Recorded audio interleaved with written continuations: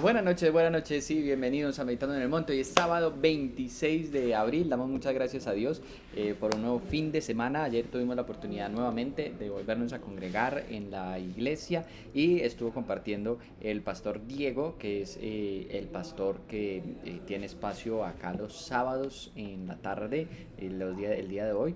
Ayer el pastor Manuel pues estuvo presentando, invitó al pastor Diego que ellos de hecho nos acompañaron, el pastor Diego y la pastora Adriana, en la vigilia. En el primer tiempo estuvieron cantando y ministrando en el primer tiempo de alabanza de la vigilia.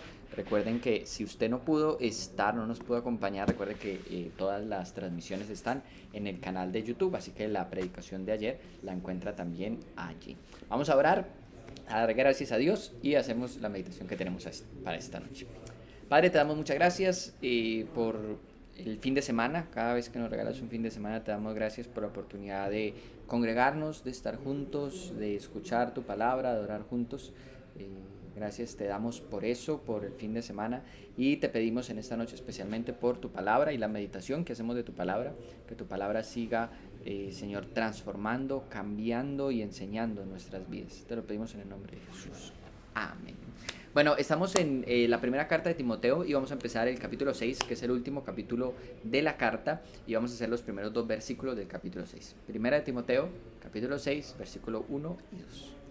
Dice: todos los que están bajo el yugo de esclavitud tengan a sus amos por dignos de honor, para que no sea blasfemado el nombre de Dios y la doctrina.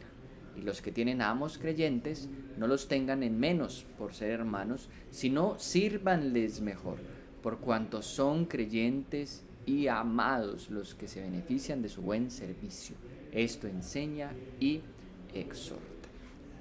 Aquí en esta parte de la carta ya el Pablo le ha dado instrucciones a Timoteo acerca de los obispos, de los ancianos, de los diáconos, de las viudas. Ha hecho varias orientaciones y aquí se refiere únicamente a los esclavos que están dentro de la iglesia.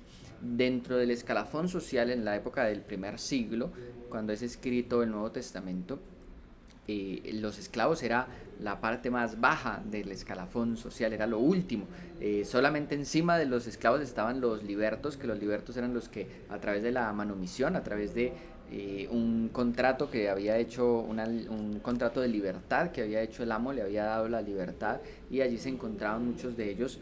Pero muchos, incluso que habían alcanzado la libertad, muchas veces tenían que volver a su estatus de esclavitud porque no estaban comiendo, no tenían un lugar para vivir. En cambio, siendo esclavo, pues el amo le proporcionaba esas cosas. Entonces sucedía de esa manera. En el primer siglo la economía estaba muy centralizada en sectores muy pequeños. Solamente el 1 o 2% de la población alcanzaba la riqueza. El otro gran porcentaje eran pues personas pobres que sobrevivían porque no existía la clase media, y muchos, cuando llegaban a un estatus de tener deudas y ya no podían pagar, si una cosecha se echaba a perder y ya no podían pagar el alquiler del campo, del lugar, o sus deudas, pues simplemente tenían que venderse a sí mismos como esclavos, ellos y pues sus familias, y eso pues les garantizaba la alimentación y la estadía. Entonces, en la iglesia del primer siglo pues era natural que la gran mayoría de los cristianos pues estuvieran en un estatus de esclavitud, o como lo mencionaba ahorita, de libertos, en ese último escalafón social.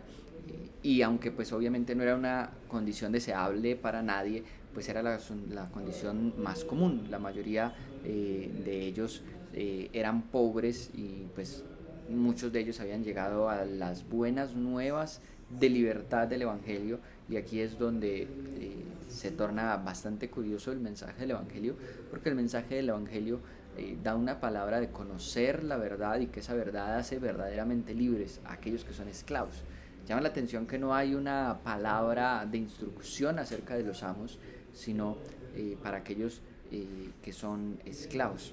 Si bien no se está, no se está avalando la esclavitud como el sistema, simplemente era un sistema cultural en la época, incluso en otros lugares de la carta llegan a condenarse esa esclavitud, pero el punto aquí, en estos dos versículos, es sobre el testimonio cristiano, especialmente de una persona que está en condición de esclavitud.